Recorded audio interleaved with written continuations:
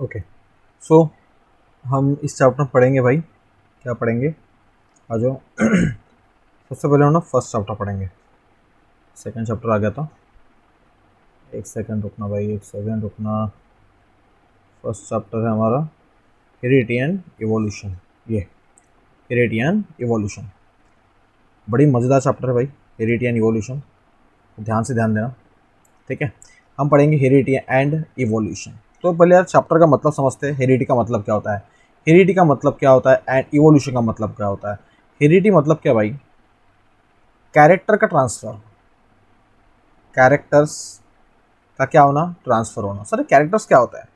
Characters क्या होता है? अरे यार, आपकी आंखें, है ना, आपका चेहरे का लुक बोल सकते हैं, आपके बाल, है ना, आपके बॉडी का जो भी स्ट्रक्चर है, ये सारे के आपके कैरेक्टर्स है। ये सारे के आपके कैरेक्टर्स है। ये आपके पेरेंट्स से आप में आए हैं और आपसे नेक्स्ट जनरेशन में क्या होंगे? नेक्स्ट जनरेशन में क्या होंगे? ट्रांसफर होंगे। द ट्रांसफर ऑफ क्या डेफिनेशन इसकी है? ट्रांसफर होना। क्या ट्रांसफर होना सर?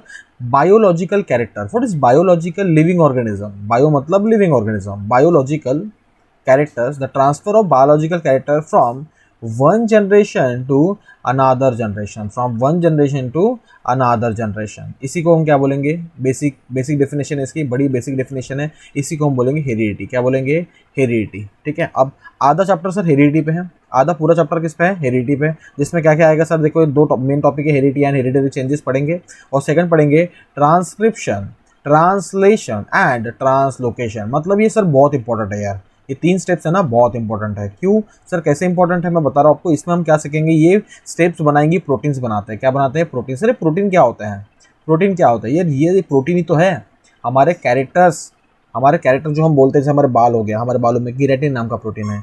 हमारी स्किन में मिलानाइन नाम के पिगमेंट्स होते हैं, जो मिलानाइन प्रोटीन्स होते हैं, ठीक है, अमाइनो एसिड से बनते हैं। प्रोटीन छोटे छोटे ब्लॉक से बनता है, जिसको अमाइनो एसिड्स बोलते हैं। क्या बोलते हैं? Amino acid. The building block of क्या? Amino acid called protein. बहुत सारे अमाइनो एसिड मिलके क्या बनाएंगे सर? प्रोटीन बनाएंगे। क्या बनाएंगे? प्रोटीन। ये सारा कुछ हम क्या पढ़ेंगे? डिटेल में पढ़ने वाले हैं इस चैप्टर में। दूसरा इवोल्यूशन है। क्या है? इवोल्यूशन। अब इवोल्यूशन मतलब क्या? चेंजेस आना। क्या आना? चेंजेस। Changes with time. वक्त के साथ क्या आता है? चेंज आता है हमारी बॉडी में। वक्त के साथ क्या आता है हमारी बॉडी में? चेंज आता है। अरे कैरेक्टर चेंज होता है ना हमारी बॉडी के। बचपन की फोटो देख लो और अभी की फोटो देख लो, क्या होगा? वक्त के साथ क्या आ रहा है हमारी बॉडी के अंदर? चेंज आ रहा है। समझ रहे हो? समझ रहे हो? तो आपको सबसे पहली चीज़ मैं कंसिडर करके चलता हूँ कि आपको ये नाम जो है ना, हमारे चैप्टर के जो नाम है, क्या नाम है हमारे चैप्टर के? चैप्टर का नाम है हमारा, 2 कीवर्ड में है हमारा नाम। पहला है हेरिडिटी एंड दूसरा है evolution. Heredity and evolution. Heredity का मतलब होता है, हेरिडिटी का मतलब होता है कैरेक्टर का ट्रांसफर होना, ठीक है ना, एक जनरेशन से दूसरे जनरेशन में। एंड दूसरा है इवोल्यूशन। इवोल्यूशन बोलता है कि यार जैसे जैसे वक्त बीतेगा हमारे बॉडी के अंदर क्या आएंगे? चेंजेस आएंगे। क्या आएंगे? चेंजेस आएंगे। ओके, इसको सर डिटेल में पढ़ता है। क्या पढ़ता है? डिटेल में। आ जाओ। तो सबसे पहला जो टॉपिक है वो है पहला हमारा heredity and hereditary changes. Heredity and hereditary changes. ध्यान दो इसे बराबर। Okay, we know, you know that heredity क्या है? देखो पहले इसमें आपकी डेफिनेशन दी है। हेरिडिटी क्या है? ट्रांसफर, है ना। ट्रांसफर मतलब एक जगह से दूसरी जगह जाना। ट्रांसफर किसका सर? बायोलॉजिकल कैरेक्टर्स का। बायो मतलब क्या? Living organism. बायो मतलब क्या? Living organism. बायोलॉजिकल कैरेक्टर्स, ठीक है ना। Biological from one generation to another. एक जनरेशन से दूसरे जनरेशन में क्या होना? हमारे कैरेक्टर का ट्रांसफर होना। हमारे कैरेक्टर का क्या होना सर? ट्रांसफर होना। जैसे हमारे दादाजी है ना, पूर्वजों से हमारे कैरेक्टर हमारे पेरेंट्स में आए, फिर पेरेंट्स से हमारे में आए, अभी हमसे अब नेक्स्ट जनरेशन में जाएंगे। तो ये जो ट्रांसफरिंग प्रोसेस चल रही है ना, ये ट्रांसफरिंग प्रोसेस को हम हेरिडिटी बोलते हैं। सर एक ट्रांसफर मतलब होगा तो कोई ना कोई होगा ना जो लेके जाएगा, तो वो होते हैं बेटा जीन्स। क्या होता है? जीन्स होते हैं जो हमारे बायोलॉजिकल कैरेक्टर्स को क्या होता है? एक जनरेशन से दूसरे जनरेशन में क्या करते हैं?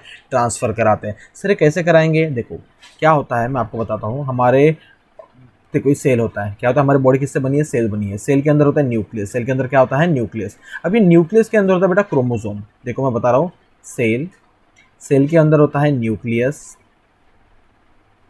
न्यूक्लियस के अंदर होता है बेटा क्रोमोसोम। हमारे बॉडी में टोटल कितने क्रोमोसोम्स होते हैं?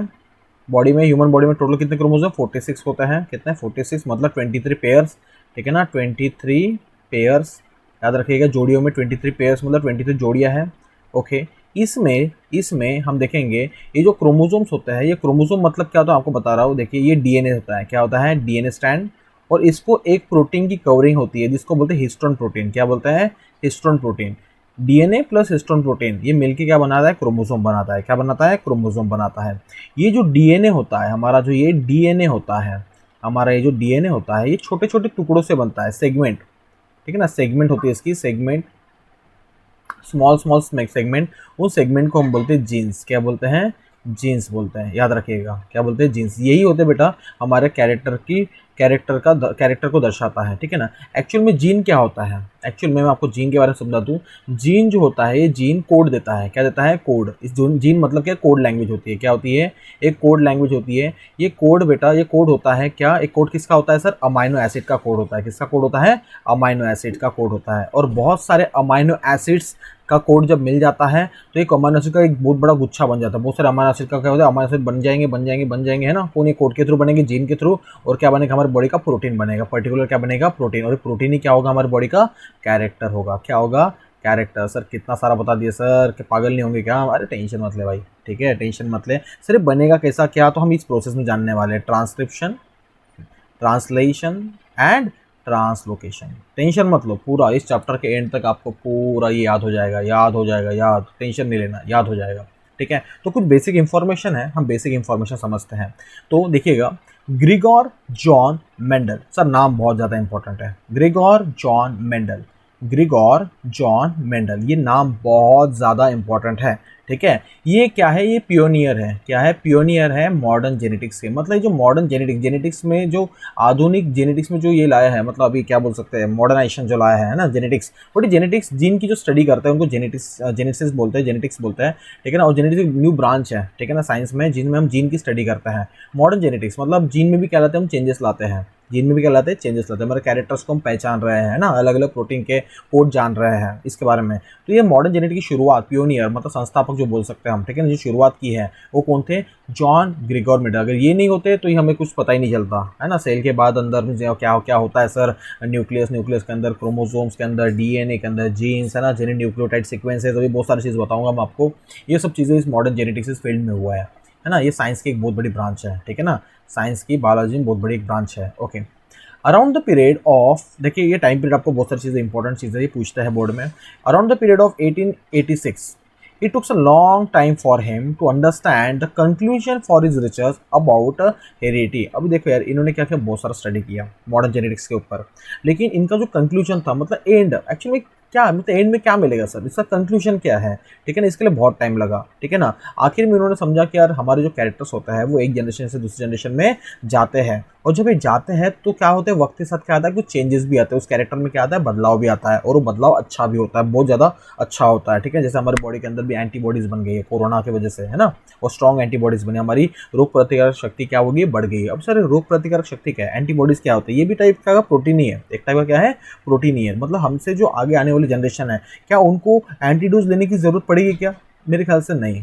हर इसका नहीं। हमारे बहुत सारे एंटीबॉडीज क्या हो जाए, ट्रांसफर हो जाएगी, हमारे बहुत सारे प्रोटीन, हमारे कैरेक्टर जीन्स क्या हो जाएंगे, ट्रांसफर हो जाएंगे उनमें, ठीक है ना। लेकिन फिर उनको न्यू जो बीमारी आएगी उनके लिए उनको खुद को क्या करना पड़ेगा, एंटीडोज देते रहना पड़ेगा। ओके, अब ध्यान दीजिएगा, 1901 की बात है। और रीजन बिहाइंड सडन चेंज, देखो कभी कभी क्या होता है, बॉडी के अंदर सडनली क्या होता है, चेंजेस आते हैं। जैसे आपका दोस्त अभी, जैसे धुपकाले में छुट्टियाँ लगती हैं, है ना, स्कूल को छुट्टियाँ लगती है। अच्छा 2 महीने हम उनके गाँव वगैरह जाते हैं, और फिर स्कूल चालू होती है, हम एकदम से अपने दोस्त को देखते हैं, तो उसके बॉडी के कैरेक्टर्स, मान लीजिए उसका चेहरा थोड़ा सा चेंज हो जाता है। कोई कोई तो दोस्तों किसी हाइट बढ़ गई एकदम से, है ना, कोई है ना, कोई दया टिंगा था हमारे क्लास में एकदम से बढ़ गया, कोई किसी में एकदम से, कोई यार समझदार बन गया एकदम से, कोई एकदम से पढ़ाई करना चालू कर दिया है ना, कोई पहले अच्छा था पढ़ाई में, अभी एकदम ही मतलब बिगड़ गया है। मतलब इनके बॉडी के कैरेक्टर में बदलाव, मतलब स्वभाव में बदलाव बोल सकते हैं। कोई बोलता ही नहीं था, अभी एकदम से बोलना चालू कर दिया उसने, है ना। तो ये जो सडन जो बॉडी के अंदर कैरेक्टर्स में चेंजेस आते हैं, ठीक है ना, इसके पीछे का जो रीजन है वेयर अंडरस्टूड, ये क्या है, mutational theory of Hugo de Vries. Hugo de Vries ने, एक साइंटिस्ट थे ह्यूगो डी वराइज, उन्होंने अपना एक थ्योरी दिया, उसमें उन्होंने इस सडन चेंज आने के पीछे का रीजन बताया, सडन चेंज आने के पीछे के रीजंस बताया, क्या होता है, कैसा होता है, क्या होता है ह्यूगो डी वराइज की म्यूटेशन थ्योरी, वो बताऊंगा आपको। सडन चेंज, बॉडी के अंदर जो सडन चेंज आता है उसे हम बोलते हैं म्यूटेशन। क्या बोलते हैं, म्यूटेशन। म्यूटेशन का एक सिंपल कीवर्ड मैं आपको बता रहा हूँ, म्यूटेशन मतलब क्या, म्यूटेशन मतलब बेटा सडन चेंज, क्या, सडन चेंज, बॉडी के अंदर क्या आना, सडन क्या आना, चेंज आना, याद रखिएगा, sudden change in body characters बोल सकते हो, ठीक है। ओके, नेक्स्ट साइंटिस्ट का नाम याद रखना, वॉल्टर एंड सटॉन, वॉल्टर एंड सटॉन, 1902 की बात है। इन्होंने ऑब्जर्व किया था पेयर्ड क्रोमोसोम्स, क्या ऑब्जर्व किया था, paired chromosome in the cell of grasshopper. Grasshopper आपने देखा होगा, ग्रास हॉफर है ना, हमारे भाषा में इसे क्या बोलते हैं, वो सफ़ेद कलर का घोड़ा होता है, ठीक है ना, सब कुत्ता है, ठीक है।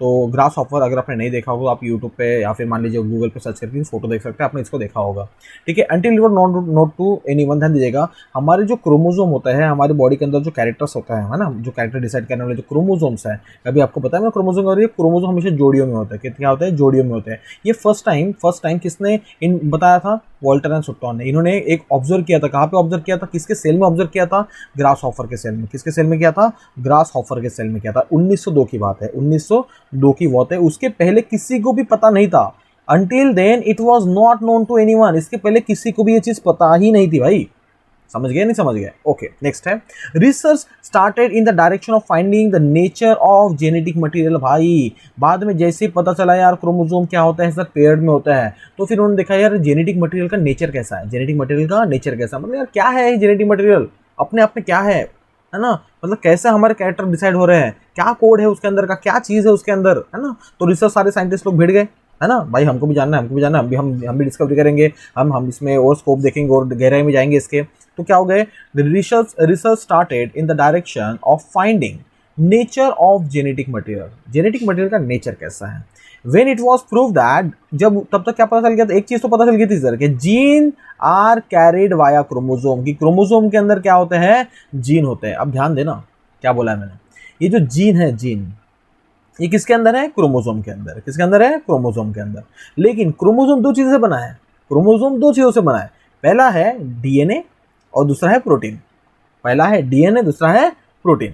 तो प्रोटीन कौन सा, हिस्टोन प्रोटीन। तो क्वेश्चन ये है कि जो जीन है वो क्या हिस्टोन प्रोटीन का पार्ट है या जीन ये डीएनए का पार्ट है। अभी तो हमको पता है कि डीएनए का पार्ट है, लेकिन उस टाइम है ना 1902 के टाइम पे कहाँ पता था, कहाँ पता था, रिसर्च चल रही थी ना, रिसर्च चल रही थी, ढूंढ रहे थे कैसा है क्या है सर। इसका प्रूफ आप पढ़ोगे बेटा, अगर आप 12th स्टैंडर्ड में पढ़ोगे, आप molecular base of inheritance 12th standard में आपका एक चैप्टर है, उसमें पूरा डिटेल इसका एक्सपेरिमेंटल प्रूफ दिया है, एक्सपेरिमेंटल प्रूफ दिया है कि जीन जो होते हैं वो डीएनए का पार्ट होता है, नॉट अ हिस्टोन प्रोटीन का पार्ट, ठीक है। इसका प्रूफ मिल जाएगा आपको, अभी तो आपको पता है, डायरेक्ट उन्होंने लिख के दे दिया है। ओके, 1944 तीन साइंटिस्ट आए, ट्रियोज ऑफ साइंटिस्ट, ट्रियोज ऑफ साइंटिस्ट जिनका नाम है, ये नाम भी याद कर लो यार, Oswald Avery, Maclyn McCarty and Colin McLeod.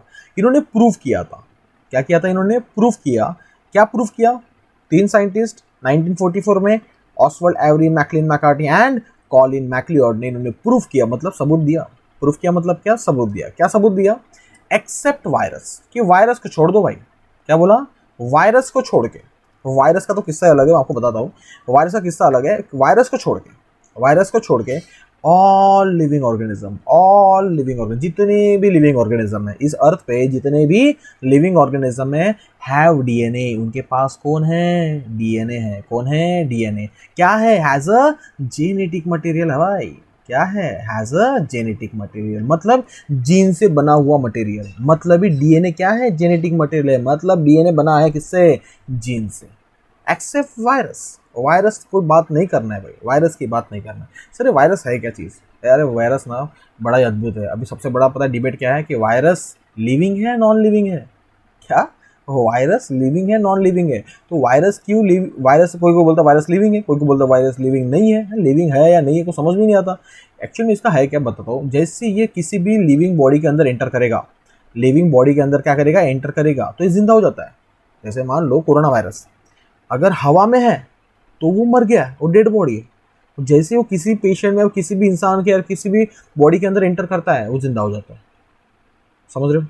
Body के बाहर गया तो मर गया, और मर गया मतलब कोमा में है, और किसी की बॉडी के अंदर एंटर कर लिया मतलब क्या है, जिंदा हो गया। तो साला यार कभी भी जिंदा हो रहा है, कभी भी मर रहा है, क्या चल रहा है, समझ रहे हो। तो इसका ये मतलब है कि यार हम इसको ना ही प्योरली लिविंग बॉडी बोल सकते हैं, ना ही प्योरली इसको डेड बॉडी बोल सकते हैं। तो अभी भी इस पर डिबेट चल रहा है, ठीक है, इसका एग्जैक्ट प्रूफ नहीं आया है। ओके, हम आगे बढ़ते हैं, होपफुली आपको यहाँ तक समझ रहा है, ठीक ठीक है, कुछ नहीं समझा तो कमेंट में आप थोड़ा लिख के डिस्कस कर सकते हैं, मैं कमेंट में आपको उसका आंसर दे दूंगा। ओके, 1961 में 1961 में फ्रेंच के जेनेटिसिस्ट, व्हाट इज जेनेटिसिस्ट यार, ये जीन्स की जो स्टडी करते हैं ना बेटा, है ना, जेनेटिसिस्ट मतलब क्या, जो जीन्स की स्टडी करते हैं, फ्रेंच के जेनेटिसिस्ट जिनका नाम था Francois Jacob and Jacques Monod, इन्होंने प्रपोज किया, किसको लड़कियों को नहीं, इन्होंने प्रपोज किया, मतलब इन्होंने बताया, एक मॉडल बनाया उन्होंने, मॉडल लड़की नहीं, मॉडल बनाया उन्होंने। इसका कैसा मॉडल बनाया सर, ये प्रोटीन सिंथेसिस का, प्रोसेस ऑफ प्रोटीन सिंथेसिस, ये हमारे बॉडी के अंदर जो प्रोटीन बनता है, हमारे बॉडी के अंदर जो प्रोटीन बनता है, ये स्टेप बाय स्टेप कैसे बनता है, क्या प्रोसेस के थ्रू बनता है भाई, है ना, and with the help of DNA in the bacterial cell. अच्छा, किसके अंदर बताया, किसका सेल यूज किया, किसका डीएनए यूज किया, वो भी इंपॉर्टेंट है, बैक्टीरियल सेल यूज किया। कौन सा सेल यूज किया, बैक्टीरियल सेल यूज किया, बैक्टीरियल सेल का डीएनए यूज किया, उसको एक्सपेरिमेंटली बताया कि देख भाई ऐसा हो रहा है, फिर देखो ये दूसरी प्रोसेस, फिर देखो तीसरी प्रोसेस, पूरा स्टेप बाय स्टेप बताया, है ना, transcription, translation, translocation. Next topic वही पढ़ने वाले हैं, नेक्स्ट टॉपिक वही पढ़ेंगे। क्या पढ़ेंगे सर, डीएनए से प्रोटीन कैसे बनता है, डीएनए से प्रोटीन कैसे बनता है, ये हम पढ़ेंगे, ठीक है ना। तो इन्होंने एक मॉडल सजेस्ट किया था, ओके, नेक्स्ट ध्यान दो, it help to uncover genetic code hidden in DNA. DNA के अंदर जो जेनेटिक कोड है, डीएनए के अंदर जो जेनेटिक कोड है, इट हेल्प टू अनकवर, क्या करना है, अनकवर मतलब खोलना है। इन्होंने क्या किया, डीएनए की स्टडी की, डीएनए के अंदर जो जेनेटिक कोड है उसको अनकवर किया, मतलब छुपा हुआ जो कोड है ना, कोडेड लैंग्वेज, उसको अनकवर किया, उसको पहचानना था, ठीक है, जेनेटिक कोड को अनकवर किया जो कि इसमें छुपा हुआ था डीएनए के अंदर। वो कोड क्या करता था सर, वो कोड बताता था कि कौन सा अमाइनो एसिड है, कौन सा अमाइनो एसिड। अमाइनो एसिड का काम क्या है, ये अमाइनो एसिड ही तो है जो प्रोटीन को स्ट्रक्चर देता है, किस टाइप का प्रोटीन बनाना है, वो कौन बताएगा सर, कौन सा अमाइनो एसिड यूज होने वाला है। और ये इन्फॉर्मेशन किसके पास है, ये है डीएनए में।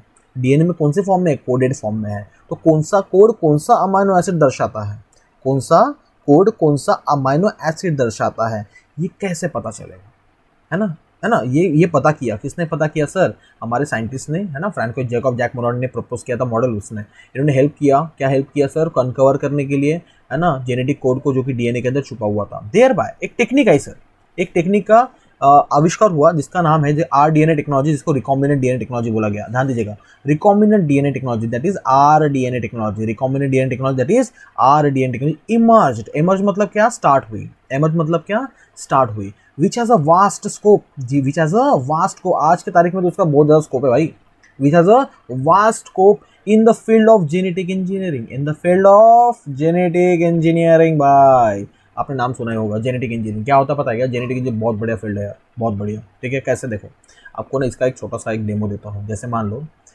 ये पेड़ है आम का, क्या है, ये मैंगो का पेड़ है, और यहाँ पे बहुत सारे कच्चे आम लगते हैं, बहुत सारे लगते हैं लेकिन कच्चे रहते हैं। ये दूसरा आम का पेड़ है, यहाँ पे ज़्यादा आम नहीं लगते, लेकिन जितना भी आम लगता है बहुत पका लगता है, बहुत रसदार और बहुत मज़ेदार, मीठा मीठा।